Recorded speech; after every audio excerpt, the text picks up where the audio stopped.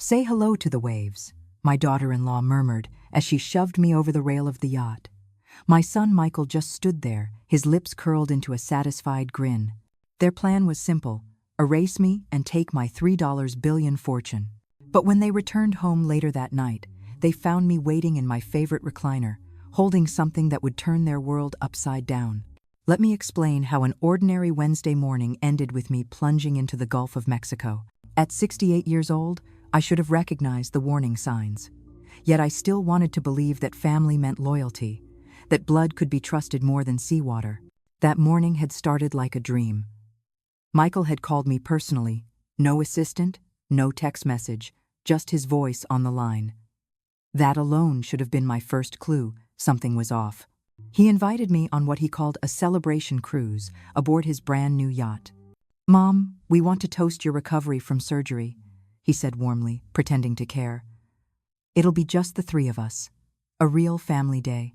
After 8 long weeks recovering from knee replacement surgery, I was eager to feel wanted again. Since my husband Leonard had passed away 3 years earlier, leaving me with his oil company fortune, the connection with Michael and his wife Stephanie had grown cold.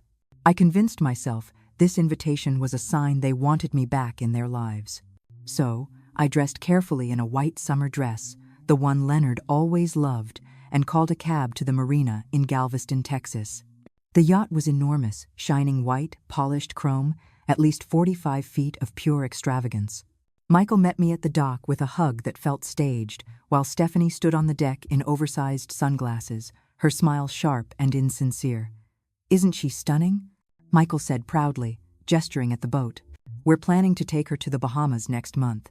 What he didn't mention was that the yacht had been purchased with money I had given him a year earlier, $3 million I thought was for his investment firm. I was beginning to suspect that firm had never existed outside his imagination. For the first hour, everything seemed pleasant. We glided into calm waters as the Texas shoreline disappeared behind us. Stephanie handed me a mimosa and chatted about remodeling their mansion, my old family home, which I had signed over to them after Leonard's death when I downsized to a condominium. But soon, Michael's questions turned darker. At first, casual, about my will, about the trust Leonard had set up, about whether I had considered making simpler arrangements. "You know how complicated probate can be, Mom," he said, topping off my champagne with far too much eagerness. "We just want to be sure everything is in order." That was when I noticed Stephanie's phone angled strangely.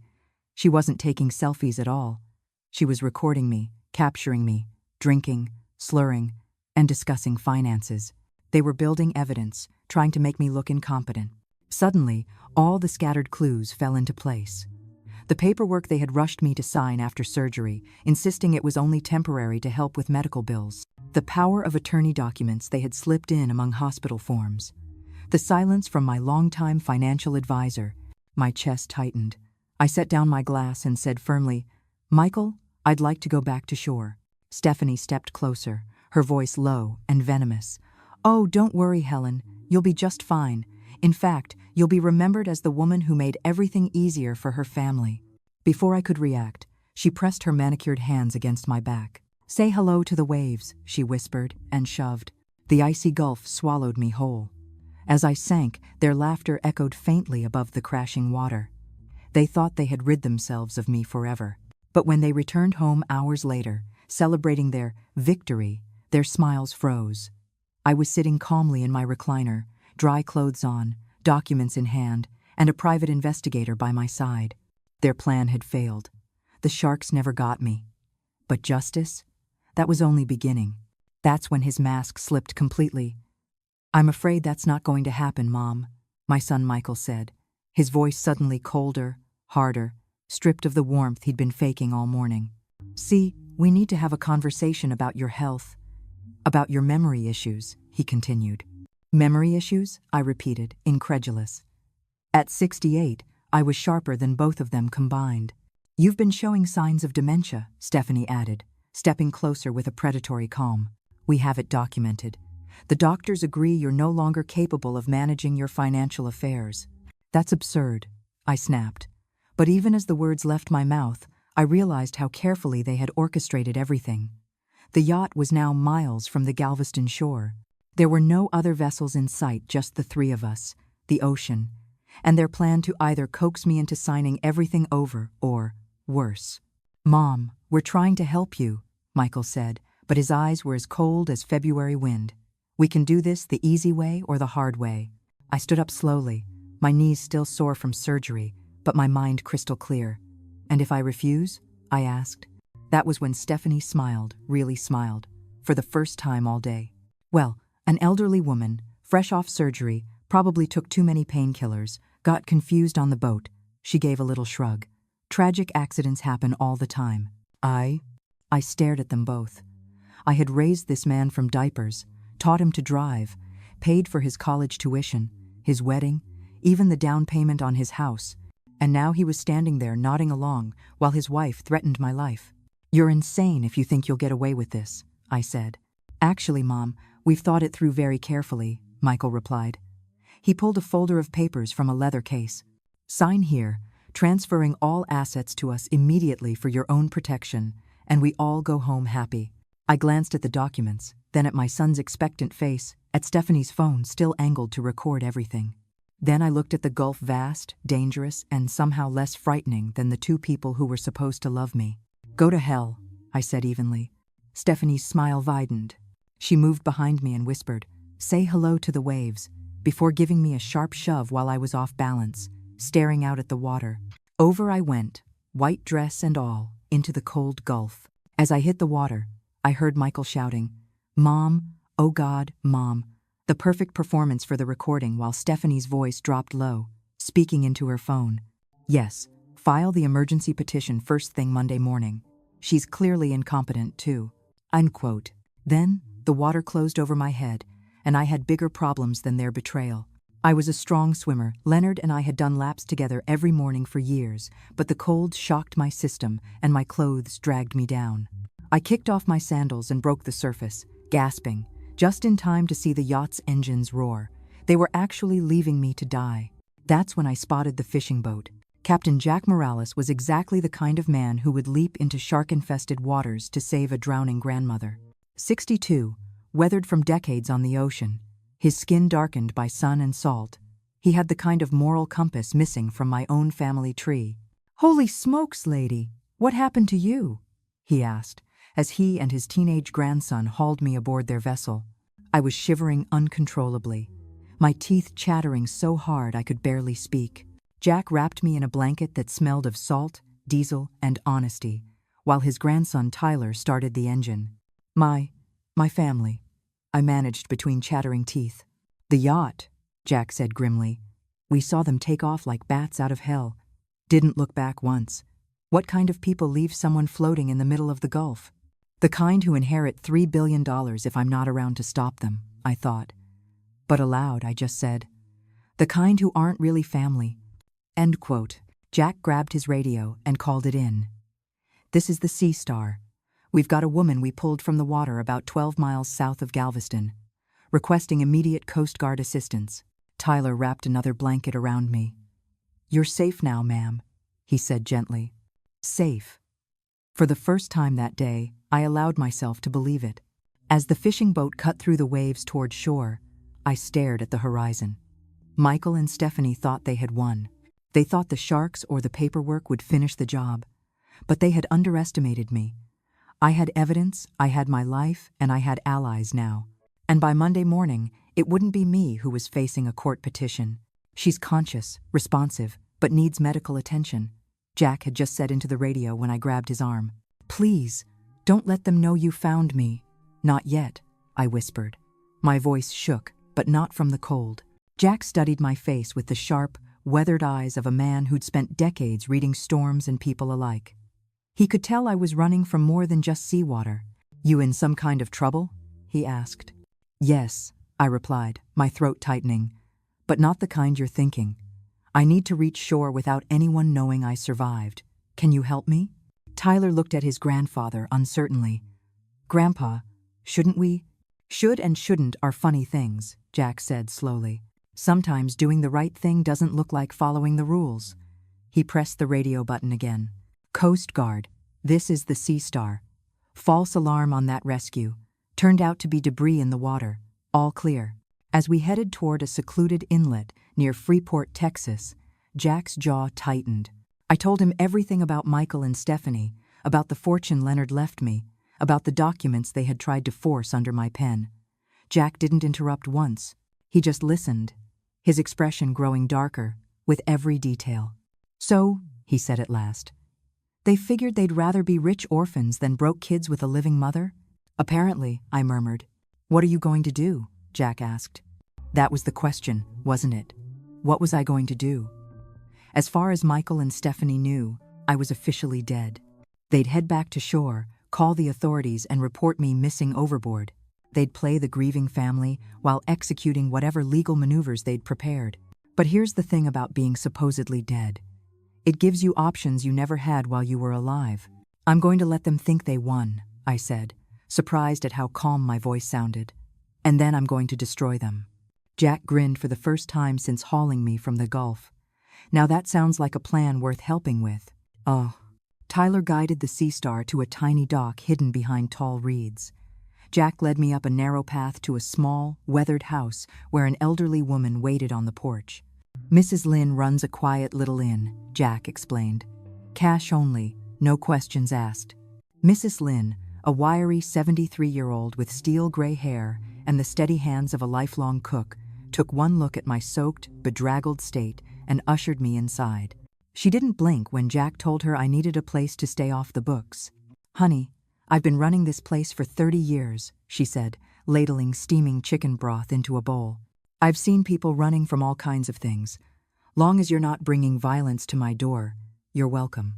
That evening, while Michael and Stephanie were presumably filing police reports about their tragically missing mother, I sat in Mrs.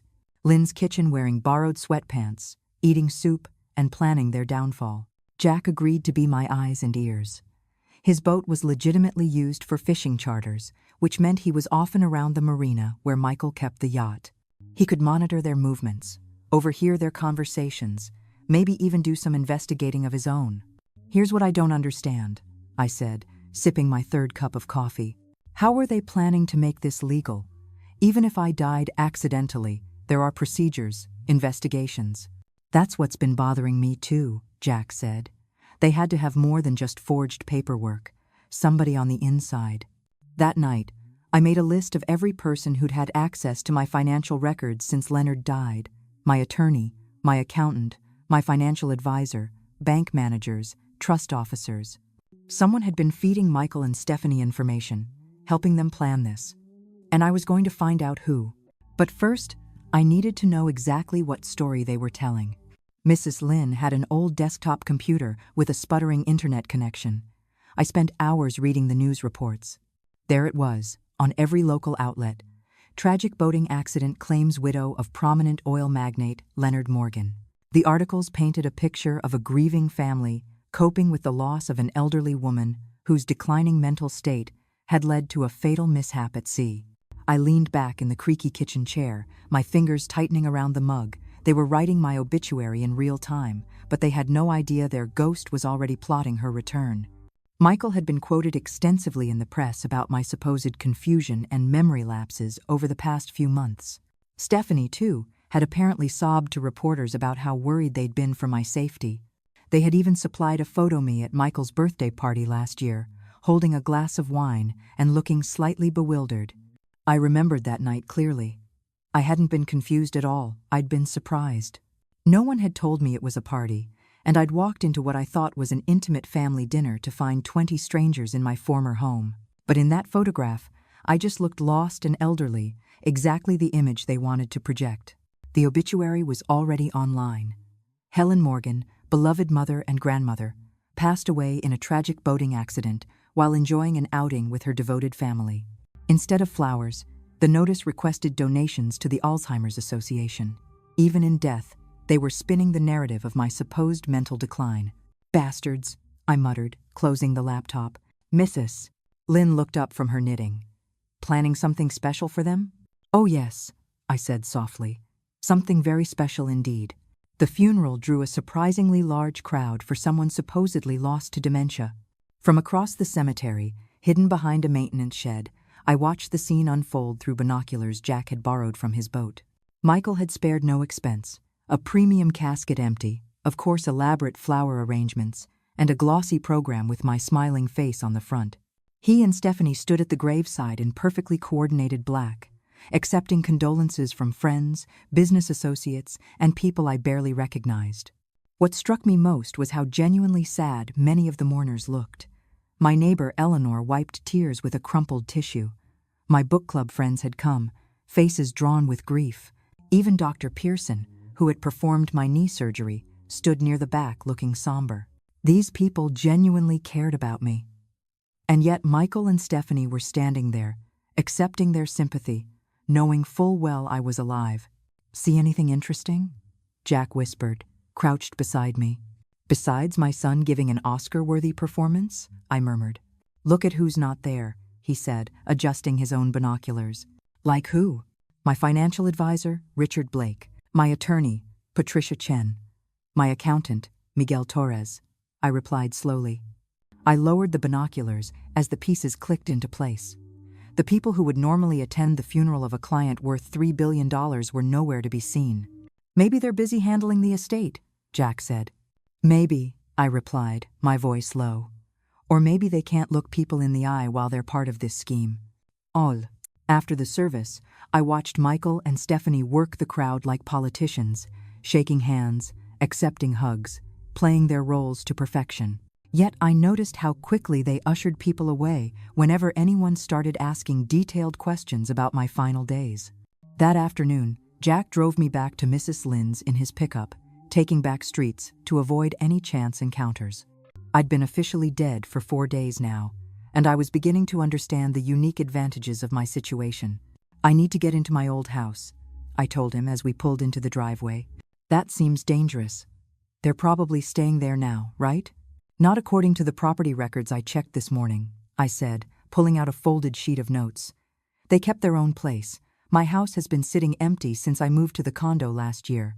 End of crass.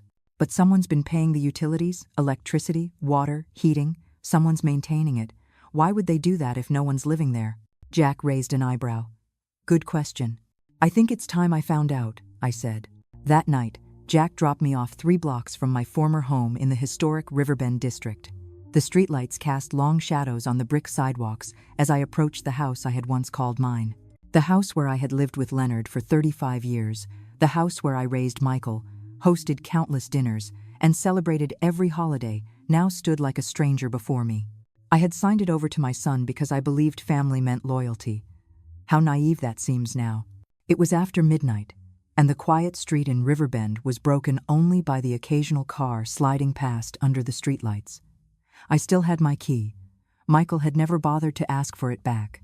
Slipping around to the back door felt surreal, like a criminal breaking into my own former home. The house felt different, not empty, exactly, but wrong like a stage set after the actors had left. I moved through the familiar rooms with the small flashlight Jack had given me, careful to stay away from windows facing the street. The living room furniture was draped in sheets, but new pieces had been added, expensive pieces. A leather sectional that cost more than most people's cars. A marble-topped coffee table. An entertainment system that definitely hadn't been there when I lived here. In the kitchen, the refrigerator wasn't stocked with the basics you'd expect in a house occasionally visited. Instead, it held fresh food, imported cheeses, organic vegetables, the kind of premium items that signaled regular occupancy. But it was in Leonard's old study where I found what I was really looking for. The desk was covered with documents, legal papers, financial statements, and most damning of all, a detailed timeline titled The Helen Project. My own name turned into a code word for my elimination. I photographed everything with the disposable camera Jack had given me, my hands shaking with rage as I flipped through the pages. They had been working on this for over a year, carefully building a case for my supposed mental decline. Doctor visits where they'd coached me to appear confused. Social gatherings where they'd set me up to look disoriented. The birthday party photo splashed across the paper. They'd deliberately not told me it was a surprise, then captured my stunned reaction. The medication mix-up that had landed me in the emergency room 3 months ago. They had switched my prescription bottles. Every moment of confusion, every time I'd seemed off balance or forgetful, had been carefully orchestrated and documented as evidence of dementia. But the most chilling paper was a letter signed only MT, apparently one of their co-conspirators. The timeline needs to be accelerated. Helen has been asking too many questions about the power of attorney documents. If she goes to a lawyer independently, everything collapses. Recommend moving to Phase 3 within 2 weeks. According to their timeline, Phase 3 was my death. I was photographing the last page when I heard a car door slam outside. Headlights swept across the front windows, and voices approached the door. Michael and Stephanie, returning from their grief performance. I quickly gathered my things and slipped toward the back door, but their voices carried into the hallway as they entered. "Think Mrs. Peterson bought it?" Stephanie asked. "She was crying too hard to think straight," Michael replied. "Besides, what's she going to investigate? Mom fell off a boat. It happens." Excellent. "What about the will?" "Probate opens Monday. MT says we'll have full access to the accounts within 6 weeks." I eased the door open and stepped into the garden, my heart pounding. But as I crept along the side of the house toward the street, a sound stopped me cold. A baby crying. There was a baby inside my former house. Michael and Stephanie had never mentioned having a child, which meant there was more to this story than I had realized. The baby changed everything. As I crouched behind the rose bushes I had planted 20 years earlier, listening to the soft cries of an infant from within my old home, I understood this wasn't just about my money anymore. This was about something much bigger. Jack picked me up at the corner 15 minutes later. I was still trembling as I climbed into his old Ford pickup. "You look like you've seen a ghost," he said. "Worse," I murmured. "I've seen my replacement." I told him about the baby, the documents, and the mysterious MT who seemed to be orchestrating everything. "A baby?" Jack repeated slowly. "They never mentioned having a kid, not once. And Michael always said he and Stephanie weren't ready for children, too focused on their careers." I pulled out my disposable camera. "I need to get these photos developed, but not at any place they might have connections." Jack nodded. "I know a guy in Port Aransas who runs a 1-hour photo shop and doesn't ask questions." While we waited for the pictures, we sat in Jack's truck outside a gas station, sipping bitter coffee and trying to piece the puzzle together. "They've been planning this for over a year," Jack said, studying my handwritten notes. "Systematically making you look incompetent, documenting everything, and getting someone inside your financial team to help them. And now there's a baby involved, which means either they've been lying about having children or—" I stopped, another possibility crashing into me. "Or the baby isn't theirs."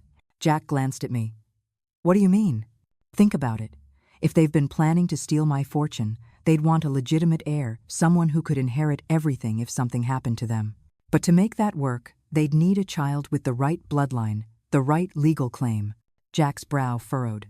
"You think they stole a baby?" "I think they did something, and I think MT, whoever that is the key to understanding what." And when the photos were finally developed, the evidence was devastating. There, it was clear proof of their year-long conspiracy. Timelines, fake medical reports, and even financial projections showing how they planned to spend my money. But the most disturbing image was the last one, a birth certificate I had almost missed, tucked under a stack of other papers. "Baby Morgan, born 3 weeks ago. Mother, Stephanie Morgan. Father, Michael Morgan," it read. I stared at it. I had been with Stephanie on that yacht just 4 days ago. She definitely wasn't recovering from childbirth. "This certificate is fake," I told Jack, my voice flat. "Completely fabricated." "So whose baby is it?" he asked quietly. That night, I couldn't sleep. I lay in Mrs. Lynn's guest room, staring at the ceiling fan turning slowly above me, thinking about everything I had learned. My son and daughter-in-law had spent over a year systematically destroying my reputation, plotting my murder, and forging documents to steal my fortune.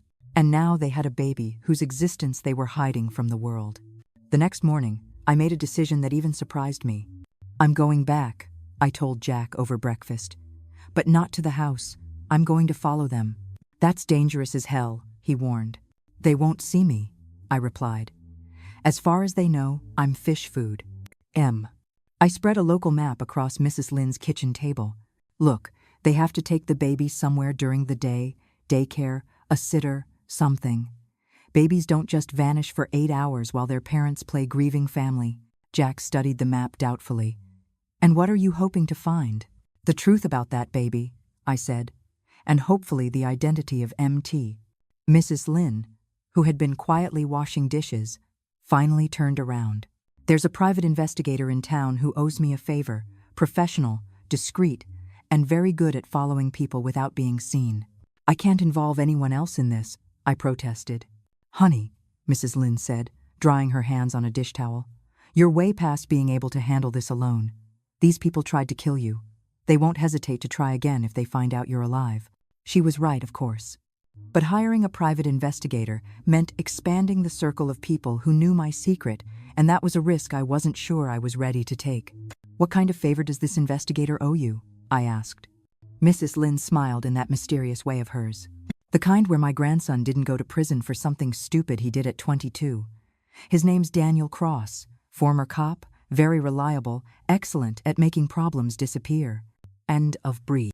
By noon the next day, I was sitting in Daniel Cross's cramped office above a sandwich shop in downtown Port Aransas, telling my story for the third time in a week. Daniel was around 50, with prematurely gray hair and sharp, restless eyes that missed nothing. So, he summarized once I'd finished, you want me to follow your son and daughter-in-law, find out about this mysterious baby, and identify their co-conspirator? That's right, Al-Tuwan. And you're paying me with what? Because according to the newspapers, all your assets are frozen pending probate. I slid an envelope across his desk. Cash. Emergency money I've kept hidden in a safety deposit box my son knows nothing about. Leonard always insisted we keep liquid funds for emergencies. Daniel flipped through the bills enough to cover 2 weeks of surveillance and nodded. I'll need photos of the targets and any addresses where they might be staying. I handed over everything I had, the photos from my break, in at the house, copies of my notes, and the documents with the mysterious HP signature. This handwriting looks familiar, Daniel murmured, pulling out a magnifying glass. Professional, but with some very distinctive quirks. Mind if I run this through some databases? Do whatever you need, I said. One more thing. Daniel leaned back in his chair. If these people are as dangerous as you say, we need a safety protocol. You check in with me every 12 hours. If I don't hear from you, I go to the police with everything. I agreed, though I hoped it wouldn't come to that. The less official involvement, the better, at least until I knew exactly what Michael and Stephanie had done. That afternoon, I returned to Mrs. Lynn's and waited, planning in the quiet kitchen. Because now, I had help, real, professional help. In less than 24 hours, I would know exactly who had tried to kill me and why. Daniel Cross was worth every dollar I had paid him. By the end of the second day, he had uncovered more about Michael and Stephanie's activities than I had learned in months of living under their roof. Your son's been busy since you died, Daniel said, spreading photographs across Mrs. Lynn's kitchen table. Multiple meetings with lawyers. 2 visits to the bank. 3 separate trips to a private medical facility outside Houston. Medical facility? I asked. Whitfield Reproductive Services, Daniel replied. Very exclusive, very expensive, very discreet. He pointed to a photo of Michael and Stephanie entering a sleek, glass-fronted building. They specialize in surrogacy arrangements for wealthy clients who want privacy. The pieces began to click together, forming a picture that made my stomach twist. They bought a baby, I whispered. Looks like it, Daniel said. And not just any baby. They specifically requested a newborn that could pass as their biological child. According to my contact at Whitfield, the arrangements were made 8 months ago, paid entirely in cash, with instructions to have the birth certificate pre-prepared. Mrs. Lynn set down 3 cups of coffee and sat with us at the table. So they plotted your death, bought a baby to inherit your fortune, and had someone inside your financial team helping them. About that, Daniel pulled out another photograph. I think I found HP. The photo showed a woman in her 40s, with short auburn hair and an expensive briefcase, shaking hands with Michael outside a downtown law office. She looked vaguely familiar, but I couldn't place her. Her name is Harriet Pierce, Daniel continued. Partner at Morrison and Pierce Associates. They handle estate planning for several prominent Texas families. Pierce, I repeated slowly, my heart hammering. Wait, Michael. Pierce. That's my accountant's last name. Are they related? Married? I asked. Daniel Cross's lips curved into a thin line. And here's where it gets interesting, he said. Harriet Pierce has been quietly building a portfolio of elderly, high-net-worth clients whose family relationships are, let's say, strained. He slid the photo of the auburn-haired woman toward me again. She specializes in something she calls family transition planning. Recognition slowly dawned. I met her about 6 months ago at a charity luncheon. Michael dragged me to, I murmured. She was very interested in my estate planning. Kept asking about my trusts. I'll bet she did, Daniel said grimly. Because Harriet Pierce has a very specific business model. She identifies elderly clients with substantial assets and estranged families, then helps those families accelerate their inheritance through what she calls compassionate intervention. You mean murder, Mrs. Lynn said bluntly from across the kitchen table. I mean, Daniel clarified. She creates legal frameworks that allow relatives to seize control of assets while the elder is still alive using claims of incompetence, dementia, or diminished capacity. She's done it at least 6 times in the past 3 years. Daniel spread more photos across the table, surveillance shots of Harriet Pierce meeting with different families, entering law offices, and visiting private medical facilities. She's running an entire operation, he continued. She finds wealthy older people with greedy relatives, orchestrates evidence of mental decline, provides legal cover for asset transfers, and takes a hefty cut of the inheritance. And if the elder resists or grows suspicious, there are accidents, boating mishaps, medication overdoses, fatal falls. Always tragic, always plausibly accidental, and always financially convenient for the survivors. My stomach turned. This wasn't just about my money. It was a systematic predation on vulnerable seniors. How many people has she killed? I whispered. Proven? None, Daniel said quietly. Suspected? At least 12 over the past 5 years. She's good at covering her tracks and only works with families who can offer believable explanations for their relatives' deaths. Mrs. Lynn's knitting needles clicked sharply. We have to stop her. We will, Daniel promised. But first, we need to know exactly what your son and daughter-in-law have already put in motion. According to my sources, they filed preliminary probate documents yesterday. He pulled out a legal folder. They're claiming you died intestate without a valid will, which would make them your sole heirs. They're also claiming any existing estate planning documents are invalid because you signed them while mentally incompetent. But I have a will, I said, my voice rising. A very specific, detailed will updated just 2 years ago. I know. I found it. Daniel opened the folder and slid a familiar-looking document across the table. It bore what appeared to be my signature at the bottom, but the text was completely different from what I remembered signing. They replaced it, I whispered, scanning the forged clauses. This leaves everything to Michael, with provisions for any future children, including the baby they just acquired through Whitfield Reproductive Services. I stood and moved to Mrs. Lynn's window, staring at the gray surf beyond the dunes. A week ago, I had been a lonely widow trying to hold on to my only family. Now, I was a murder victim who had survived her own assassination and uncovered a criminal enterprise preying on the elderly. There's something else, Daniel said gently. I turned back to face him. The birth mother, he said. A 17-year-old girl named Sarah Collins. Run away from Maine. No family, no support system. Harriet Pierce found her at a shelter in Portland and offered her $50,000 to carry a baby for a loving couple who couldn't have children. Where is she now? I asked. Daniel's expression was grim. According to the medical records Daniel had obtained, the teenage birth mother had died from complications during delivery. But a nurse at Whitfield Reproductive Services told a very different story. She remembered the girl clearly healthy, 17, with no risk factors, and a normal pregnancy right up until the day she gave birth. The implication hung in the air like smoke. They killed her, I whispered. I think so, Daniel said grimly. But I can't prove it yet. He began gathering up his photographs. What I can prove is that your son and daughter-in-law are part of a criminal network systematically preying on wealthy seniors. And tomorrow morning, they're meeting with Harriet Pierce to finalize the legal transfer of your assets. I sat back down, my heart hammering. Where? Pierce's office downtown, 10 o'clock sharp. I looked at Mrs. Lynn, then at Daniel, then at the photographs spread across the table showing my son shaking hands with a woman who had turned the destruction of the elderly into a business model. Then I guess it's time for Helen Morgan to rise from the dead, I said. The hardest part of planning your own resurrection is deciding who should see the ghost first. I could confront Michael and Stephanie privately, but that assumed they deserved an explanation. Or I could make my return public, letting them discover I was alive the same way the rest of the world would. I chose option 3, strategic haunting. You want to what? Daniel asked when I laid out the idea. I want them to know I'm alive but not know how much I know. I want them scared, off balance, making mistakes. Mrs. Lynn nodded approvingly. Psychological warfare. I like it. The plan was simple but effective. While Michael, Stephanie, and Harriet Pierce were in their downtown meeting dividing up my assets, I would be making my presence known in more subtle ways.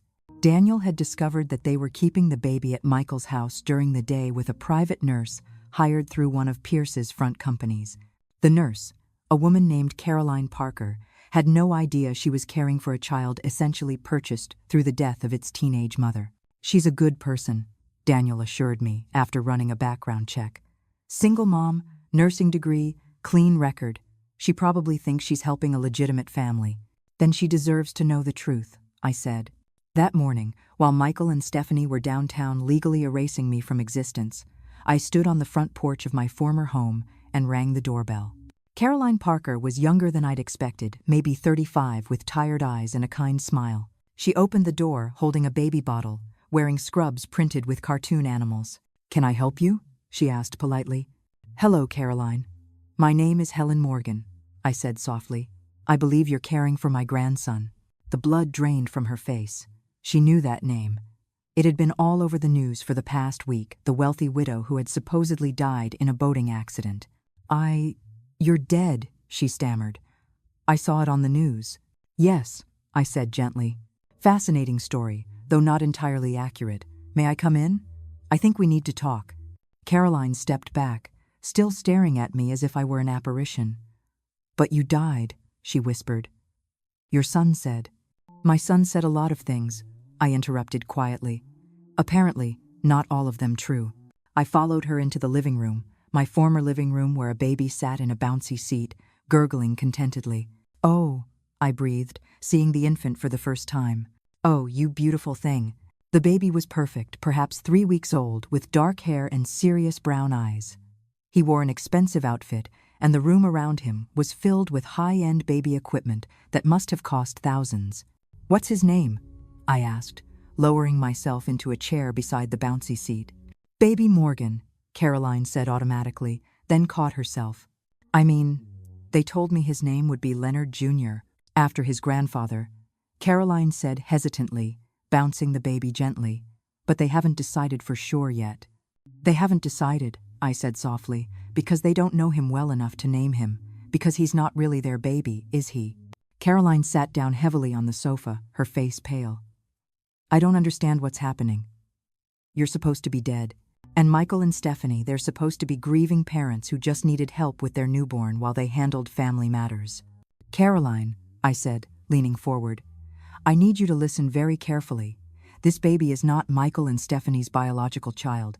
They purchased him through an illegal surrogacy arrangement that resulted in the death of his birth mother. And 6 days ago they tried to murder me so they could steal my inheritance and raise this child as their heir. That's impossible." I pulled out the photos Daniel had taken, the documents I'd copied from Michael's home office, the evidence of Harriet Pierce's criminal operation. One by one, I laid them on the coffee table. Caroline's expression shifted from disbelief to horror as the scope of the conspiracy became clear. "The teenage girl who gave birth to this baby was named Sarah Collins," I said gently. "She was 17, with no family, no support system. They told her she was helping a loving couple who couldn't have children. She died during delivery under suspicious circumstances." Caroline's eyes filled with tears. She looked down at the baby with new understanding. "He's an orphan." "Yes," I said softly. "And if Michael and Stephanie get away with this, he'll grow up believing they're his parents, never knowing his real mother died to give him life." Caroline clutched the baby tighter.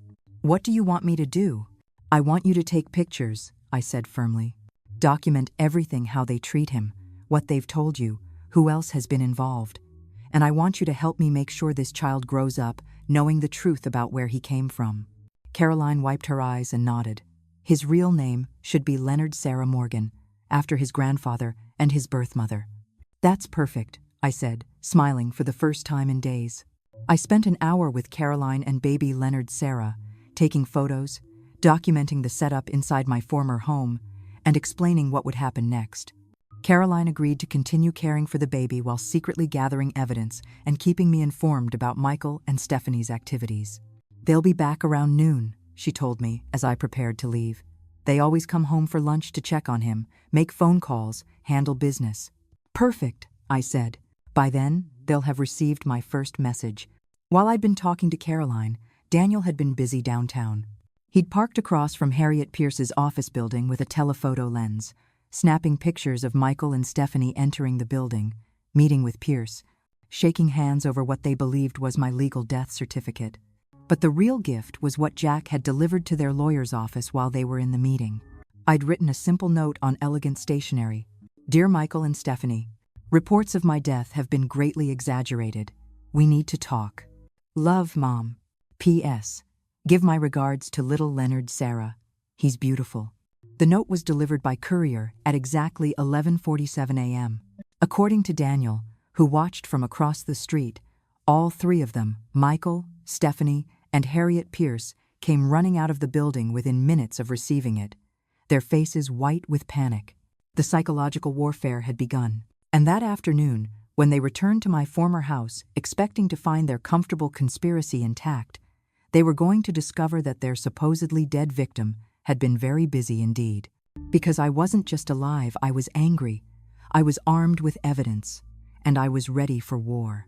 I sat back in my favorite armchair, the one Leonard had bought me decades ago, waiting. The armchair I sat in was the one Leonard had bought me for our 20th anniversary, the same armchair I'd read bedtime stories in when Michael was a boy. Now I had positioned it so I'd be the first thing they saw when they stepped through the front door of what used to be my home. The look on their faces was worth 6 days in the Gulf of Mexico. Hello, darlings, I said pleasantly, not rising. How was your meeting? I hope you didn't sign anything important while I was away. Stephanie screamed. Not a little gasp of surprise, but a full-throated shriek, the sound of someone watching her worst nightmare come alive. Michael just stood there holding his keys, mouth open, staring at me like I might vanish if he blinked hard enough. Surprised? I asked. I have to say the reports of my death were terribly premature. Though I did enjoy reading my own obituary. Donations to the Alzheimer's Association? Really? That was a nice touch.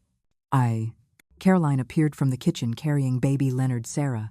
She had been waiting in the back of the house, exactly as we'd planned, ready to witness whatever happened next.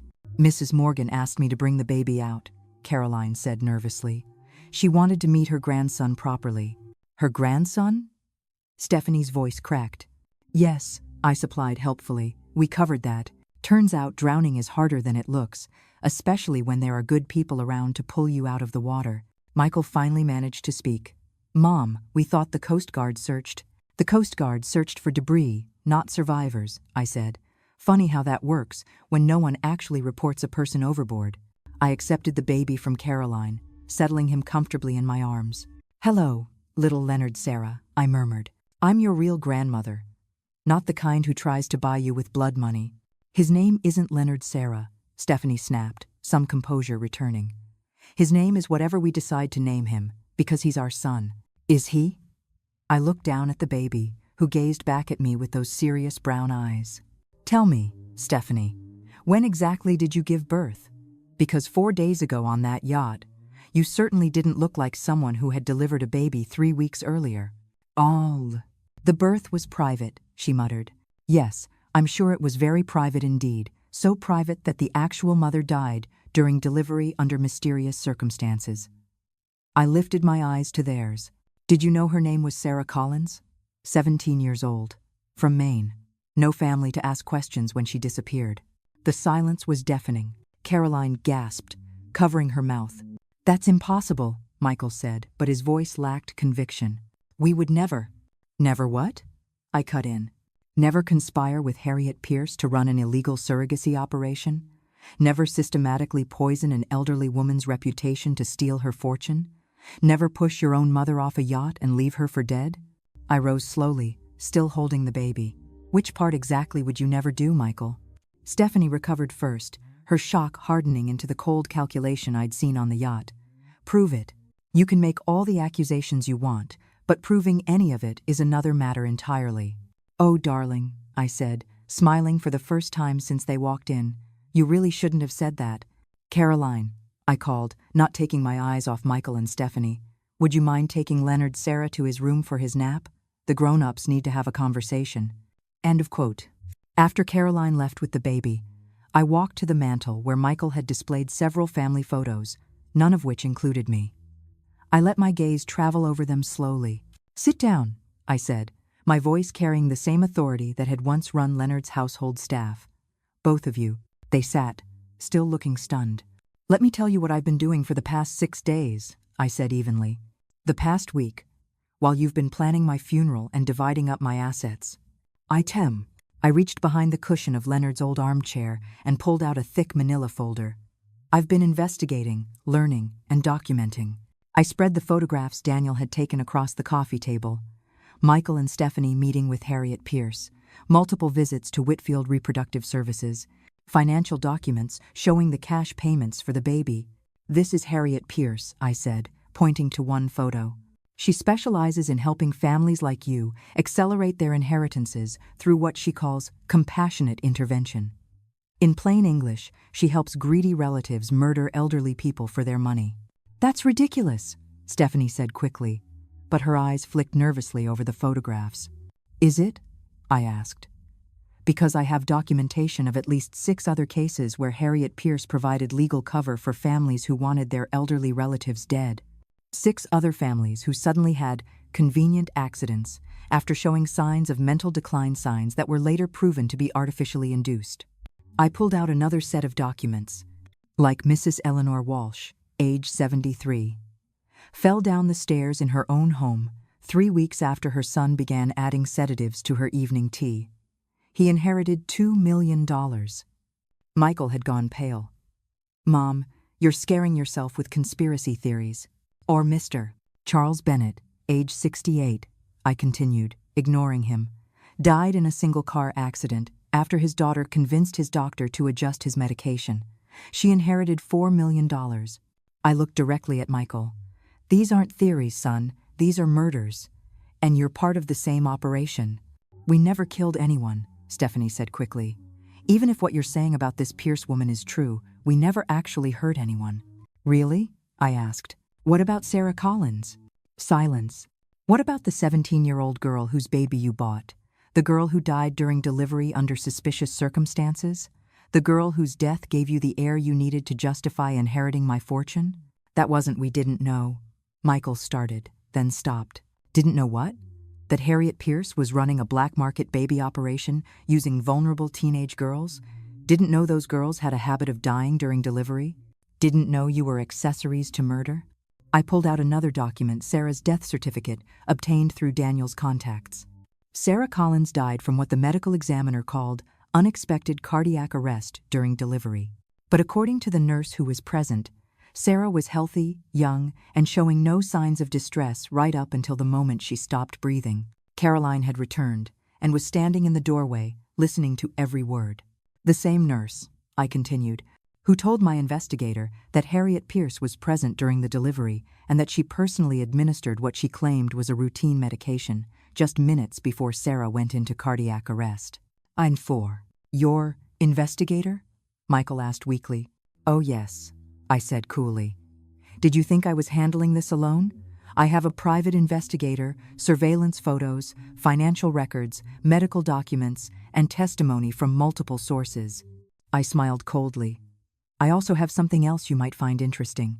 I walked over to what used to be Leonard's desk and opened the top drawer, pulling out a small digital recorder. I've been recording this entire conversation, every word you've said, every admission you've made, every piece of evidence you've confirmed. I held up the recorder. Did you know that in Texas, only one party needs to consent to a recording? And since this is taking place in what used to be my home, I think I qualify as a consenting party. Stephanie sprang to her feet, her face twisted with panic. You can't use that in court. It's entrapment or something. End of recall. Actually, I said coolly, holding up the recorder, it's evidence. Evidence of conspiracy, fraud, and accessory to murder.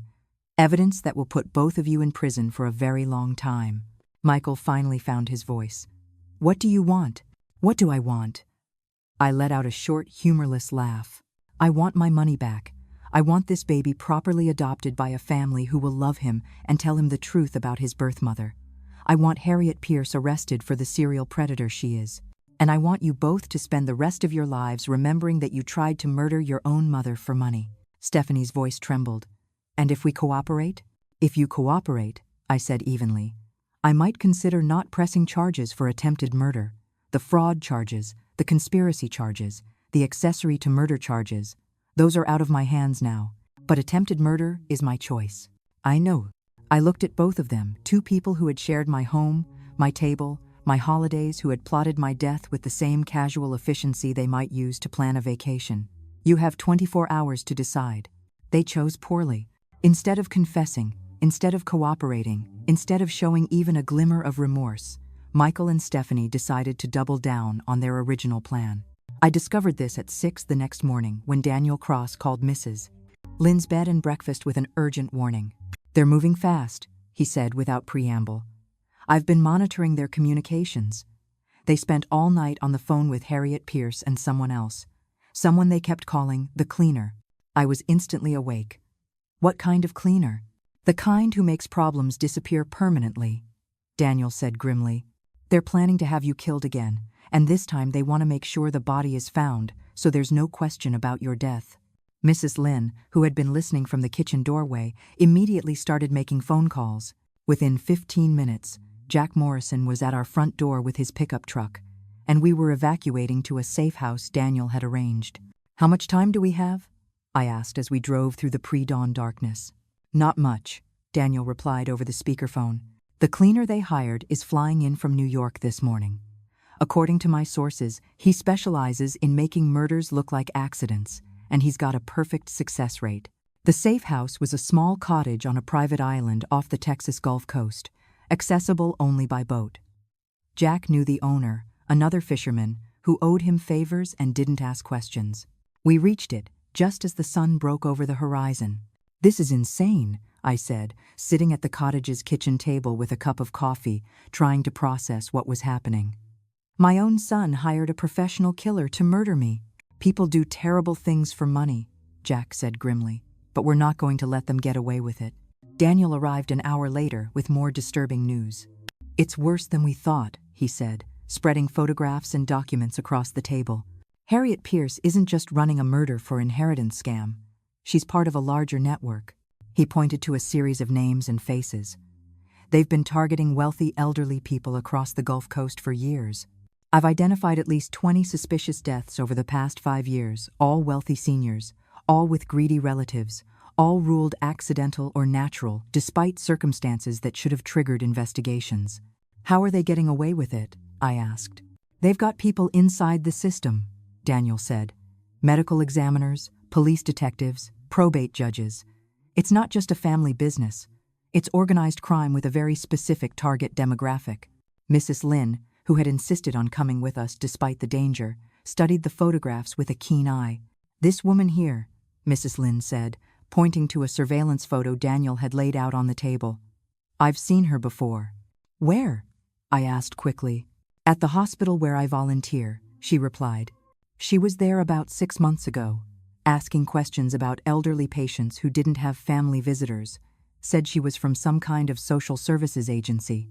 Daniel and I exchanged a grim look. She was scouting for targets, he said quietly. And now they're coming after you, Jack added, because you're the first person who survived their operation and can testify about what they do. Then we need to make sure my testimony is heard before they have a chance to silence me, I said. I spent the rest of that morning writing everything down, every detail of Michael and Stephanie's betrayal, every piece of evidence we'd gathered about Harriet Pierce's operation, every name, date, and transaction I could remember. If something happened to me, at least the truth would survive. But around noon, Daniel's phone rang with news that changed everything. They found the cleaner, he said after hanging up. Dead in his hotel room. Single gunshot to the head. Professional execution. What does that mean? I asked. It means Harriet Pierce is cleaning house, Daniel said grimly. Anyone who can connect her to the murder network is being eliminated, including potentially your son and daughter-in-law. The thought of Michael being murdered should have terrified me. Instead, I felt a cold satisfaction that surprised me with its intensity. Good, I said. Let them find out what it feels like to be betrayed by someone they trusted. But Jack was shaking his head. You don't understand, Helen. If Pierce is eliminating witnesses, that includes you, but it also includes that baby. My blood ran cold. Leonard Sarah, I whispered. She'll have him killed too, Jack said. Make it look like a tragic accident, carbon monoxide leak, house fire, something that eliminates the evidence along with the witness. I stood up so fast I knocked over my coffee cup. We have to get him. It's too dangerous, Daniel warned. They'll be watching your old house, waiting for you to show up. Then I guess I'll have to give them what they're waiting for, I said. The plan was simple, which made it terrifying.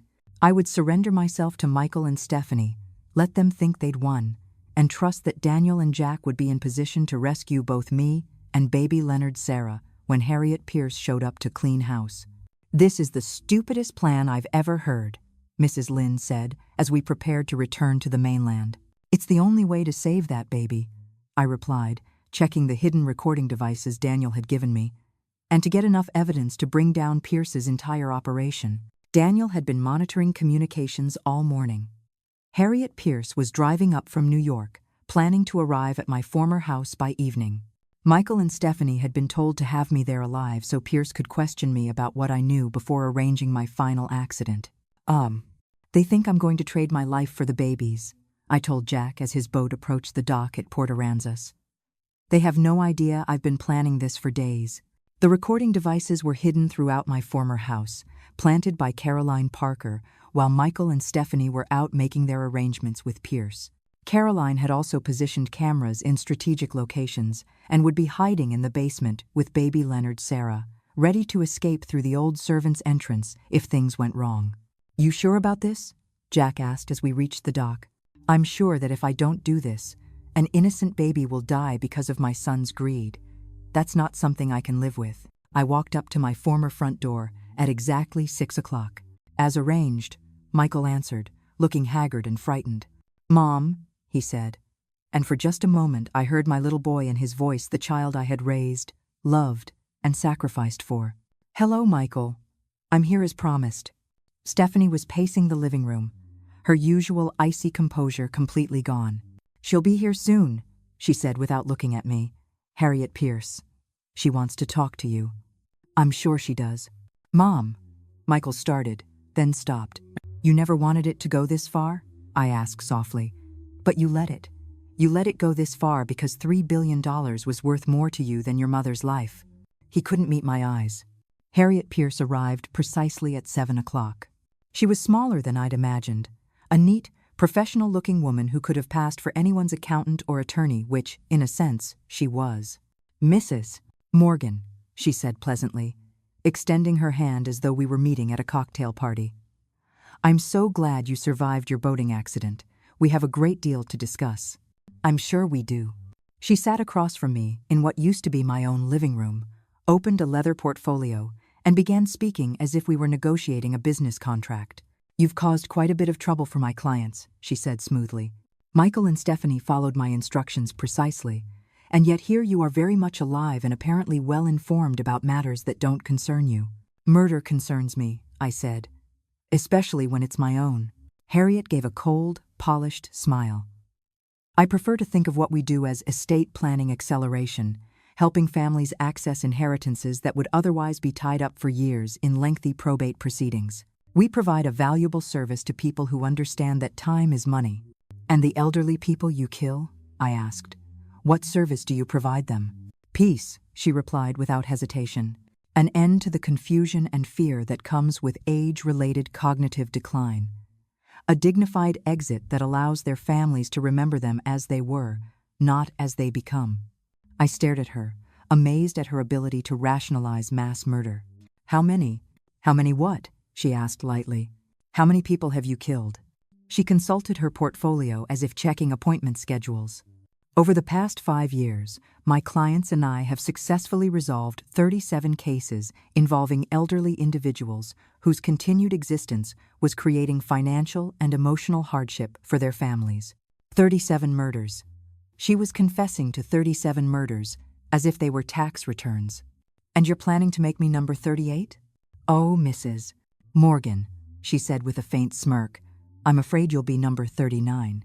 We had to resolve another matter earlier today, a gentleman who was becoming too curious about our operations. She smiled again. But yes, you will unfortunately need to have another accident, a more permanent one this time. And the baby tragic carbon monoxide leak. These old houses, you know, faulty heating systems can be so dangerous. Oh. I looked at Michael and Stephanie, sitting frozen on the sofa like mannequins. This is what you wanted? I asked. Not just my death, but the death of an innocent baby? Neither of them answered. The baby is a loose end, Harriet continued matter-of-factly. His existence complicates the inheritance structure, and his origins raise too many questions. Much simpler to eliminate him now and claim that Michael and Stephanie are tragically childless, deserving of the emotional support that only significant wealth can provide. That's when I smiled for the first time since she'd arrived. Miss Pierce, I said pleasantly, I think there's something you should know. And what's that? She asked. You're under arrest. At that moment, FBI agents came through every door simultaneously, front, back, basement, and even through the windows. They had been listening to every word Harriet Pierce had said, recording her confession to 37 murders and her plans to commit 2 more. Harriet Pierce, Agent Sarah Chan announced, you're under arrest for conspiracy to commit murder, wire fraud, elder abuse, and racketeering. Harriet actually bolted for the hallway, but the agents were faster. In the kitchen, Harriet Pierce made it only about 6 feet toward the back door before 3 agents tackled her onto the polished hardwood floor of what used to be my house. Michael and Stephanie just sat there in shock as Agent Sarah Chen read them their rights. Mrs. Morgan, Agent Chen said, turning to me with a smile, that was extremely dangerous and extremely well done. It turned out, Daniel Cross wasn't just a private investigator. He was a former FBI agent who had been working undercover to investigate the elder exploitation network that Harriet Pierce had been running. My case, he explained, had provided the perfect opportunity to catch her red-handed. We've been tracking her for 2 years, Agent Chen said as the house filled with crime scene technicians. But she was too careful, too smart. She never directly participated in the murders. She always used intermediaries and kept plausible deniability. Until today, I said quietly. Until today, Agent Chen agreed, when she confessed to 37 murders while planning 2 more on federal recording equipment. Caroline Parker emerged from the basement carrying baby Leonard Sarah, both of them unharmed. Is it over? She asked softly. It's over, I confirmed, taking the baby from her arms. At least the dangerous part is over. The legal part took months. Michael and Stephanie were charged with conspiracy to commit murder, fraud, elder abuse, and accessory to murder in the death of Sarah Collins. Both took plea deals, 25 years for Michael, 20 for Stephanie. Harriet Pierce went to trial and was convicted on all counts. Life in prison, without the possibility of parole. The network she had built was dismantled over the following year. 17 other conspirators were arrested, including corrupt medical examiners, probate lawyers, and family members who had participated in the killings. The investigation revealed that the operation had stolen over $200 million from elderly victims across 6 states. But the most important outcome was baby Leonard Sarah. I legally adopted him with the full support of the court system and with the blessing of Sarah Collins's extended family, who were eventually located living quietly in Canada. They were grateful someone was willing to raise Sarah's son and to tell him the truth about his brave young mother, who had tried to give him a better life. His full name will be Leonard Sarah Morgan, I explained to the family court judge. Leonard for his grandfather, Sarah for his birth mother, and Morgan because that's the family that will love him and raise him with honesty. The judge, a woman in her 60s who had followed the case closely, smiled. I think Sarah Collins would be proud of how her story ended, she said. I'm 72 now, 5 years later, and Leonard Sarah is a remarkable little boy who knows exactly who he is and where he came from. He knows his birth mother was a brave teenager named Sarah who wanted him to have a good life. He knows his adoptive father and stepmother tried to use him in a scheme that cost Sarah her life. And he knows that sometimes the people who are supposed to love you the most are the very ones you must protect yourself from. Mrs. Lynn still runs her bed and breakfast, though she's added a sideline as a consultant, helping other elderly people who suspect their families might not have their best interests at heart. Jack Morrison still runs his fishing charters, but he has become something of a local legend, the man who pulled a dead grandmother out of the Gulf of Mexico and helped bring down a criminal empire. And Daniel Cross, Agent Cross, still works for the FBI, but he sends me Christmas cards every year with photos of other seniors whose lives he's helped save. As for Michael and Stephanie, they're still in prison. Michael writes me letters sometimes, trying to explain why he did what he did, asking for forgiveness, claiming he was manipulated by people smarter than him. I don't write back. Because here's what I learned during my week as a dead woman. Family isn't about blood or obligation or inheritance. It's about showing up when someone needs you, protecting the vulnerable, and choosing love over greed every single day. Leonard, Sarah, and I have that kind of family now, the kind where no one gets pushed off boats, no one steals trust funds, and no one has to die for someone else to get rich. It's a much better family than the one I was born into, and far better than the one I raised. Thank you for listening. Don't forget to subscribe and feel free to share your story in the comments. Your voice matters. Too often, we place blind trust in those closest to us, believing family ties are unbreakable. But as this story shows, greed can twist even the strongest bonds. The lesson isn't to live in fear, it's to live with awareness. Protect yourself by keeping your finances transparent but secure. Update your legal documents regularly, and choose advisors who are independent, not connected to relatives who may benefit from your estate. Trust, but verify. If something feels off, whether it's unusual pressure to sign papers or someone questioning your memory, take it seriously.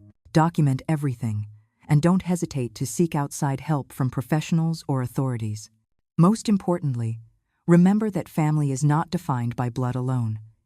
It's defined by loyalty, love, and respect. Surround yourself with people who genuinely care for your well-being, not just your wealth. By doing so, you safeguard not only your assets but also your peace of mind.